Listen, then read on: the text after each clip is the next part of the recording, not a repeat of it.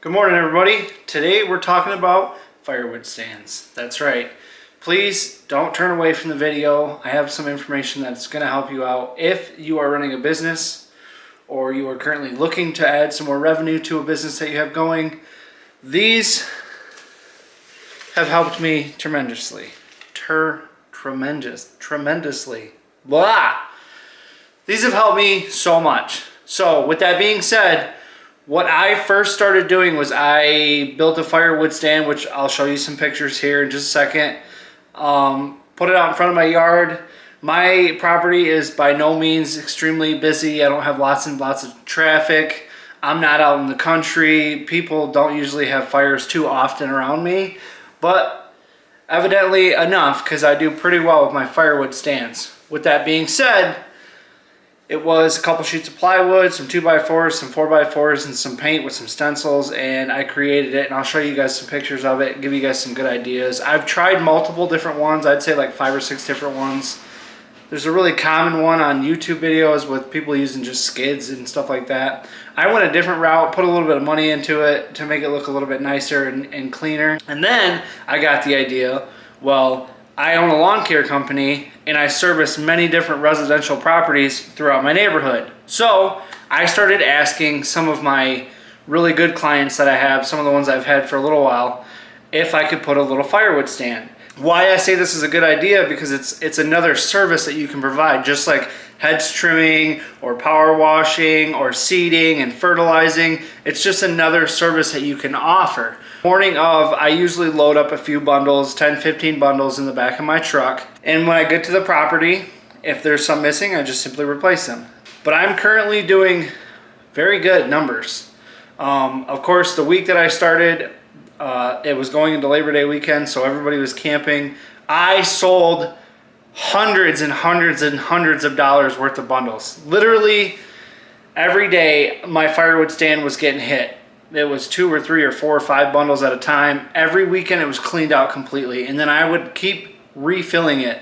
And like you can see in the picture that I'm going to show you, I have 2 slots with bundles, and each one of them slots, I think I put 8 to 10 bundles in each one of them. And then in the middle there's a $30 slot that I just fill it up completely with loose bundles, and that actually does sell. It doesn't sell nowhere near as much as the bundles, but it does sell. I use 10-inch saran wrap that I buy by the case on Amazon. I think it's 65 or 70 bucks for a case of wrap on Amazon. And then I actually have a video of the hand wrapper on my YouTube page if you want to check it out. I made a really nice little hand wrapper where you just set the logs in there and you just wrap it, and then I can get 10 to 20 bundles made in maybe 15 minutes. I buy my firewood. I was buying it off of Facebook because I thought I was getting good deals, and I was just getting screwed over left and right. Like, people were selling me crap wood. It was busted, split, looked like crap. It was chunks, like garbage wood. So I said, screw it. And now I pay 250 bucks for a cord. So I probably made a couple $1,000s last year and up till this point from selling firewood. Like, literally, I just got started. It's only been a few months. There's not that much to it, but I have been consistently selling firewood every single week. I've been selling firewood, like 50 bucks here, 250 here, 300. I've had people call me up, or not call me up, people write me messages on Facebook because I put ads on Facebook, and they ask me, and then all of a sudden they show up and clear the whole thing out. I have good deals, I have good bundles, and I think that's why people keep coming back to me, because I'm not selling them crap wood. So don't sell them moldy wood that has bugs in it and stuff like that. Like, don't hurt yourself trying to make an extra buck. All right, so one of the things that you can sell with the firewood stand would also be firewood starters. Super easy to do. You just go on Amazon and you buy, I think it's called paraffin wax.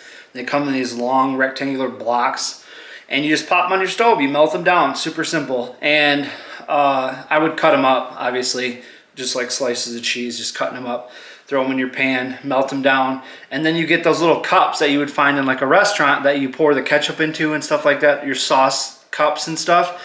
And then you get some sawdust from wherever you can get sawdust. You can go to Tractor Supply, you can straight up buy the sawdust, you can buy it from Amazon, but all you do is you put the sawdust in that pack, and then you take the paraffin wax and then you just sprinkle it on there, and then it'll hold it in there, let them all dry. And then I've seen people do 6-packs and 12-packs. It's totally up to you. You can do Ziploc baggies and you could put them in there and they kind of end up looking like a nice sheet. So they're put in there nicely, and you could just put a nice little sign above it that says like $5 each, $10 each, however you want to do it. And then you can also do what's called kindling, and that's just little tiny stakes or whatever strips. You can make them yourselves or you can buy them from somebody else. But what you can do is you can make up a nice big bag of them and then sell those in your firewood stands too. Those sell great. Both of those items, you can even do all three if you wanted to.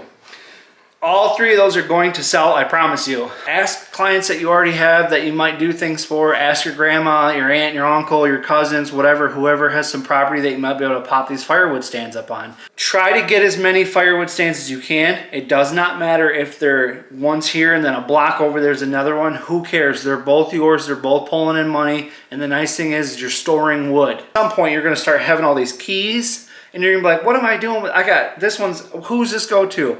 What you can do is you can get little stickers from the store that have numbers on them. So let's say Joe down the road is number 1. You can just put the number 1 on the lockbox on that location, and then you can put the number 1 on that key and then leave it in your vehicle or on your person, keychain, however you want to do it. Because eventually you're going to get 2, 3, 4, 5, 7, 10, hopefully 20 of these stands, and you're going to be at the looking like that maintenance guy on every scary movie where they're trying to unlock the door quick as they can because they're getting chased by a monster.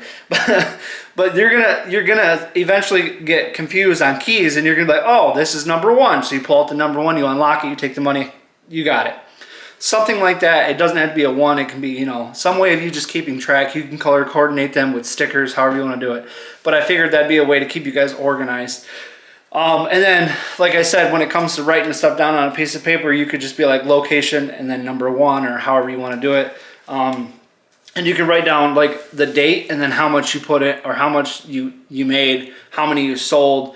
And then also one thing that I do that because it's a lot. There's 3 of them, so I don't remember that I put 10 in this one and 15 in that one. You know what I mean? So when I get to the location, I already have my pen and my paper and I already have the locations. I don't have them numbered because I just thought about it today. So instead of writing down the address, I'm going to start writing down the number and then I'm going to slap it on there. So I'm going to pull up to location 1 and I'm going to say 10, or like in a column it says dropped off or loaded 10. Somehow you're telling yourself that you put 10 bundles in there. And you can put 10 bundles of wood, 4 fire starters, 4 kindling, blah, blah, blah. And then that's it.